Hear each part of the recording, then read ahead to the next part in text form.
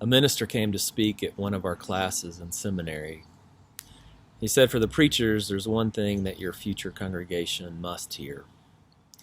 On Sunday, from the pulpit, during worship, stand up and, particularly after tragedy, say, I don't know.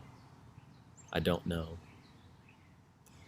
The hysteria of knowing has been around as long as we've been trying to negotiate life without orderly resolutions. 2,000 years ago, apocalyptic fervor had reached a pitch. The disciples kept interrupting Jesus. When will it all come to an end?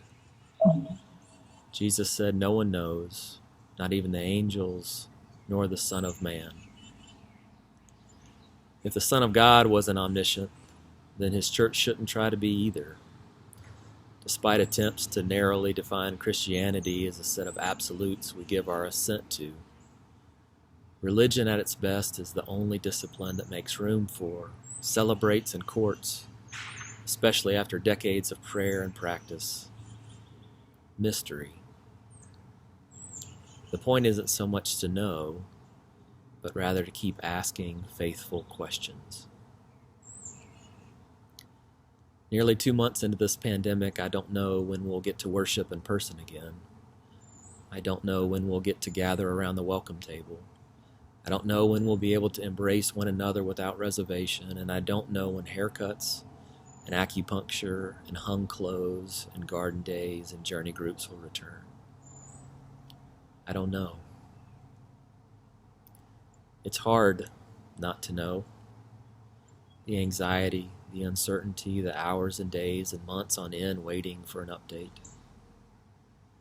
But dealing with the discomfort and holding space for unknowing is an essential spiritual discipline we all get to practice now on the daily.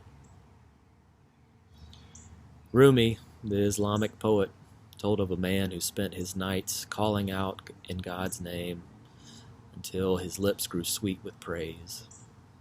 Then one night a cynic asked the man if he had ever heard anything back. Since he had no answer, the man stopped praying and drifted into a muddled sleep. Hadar, the guide of souls, came to him in a dream and asked him why he had stopped praying. Because I never heard anything back, the man said. This longing that you express is the return message.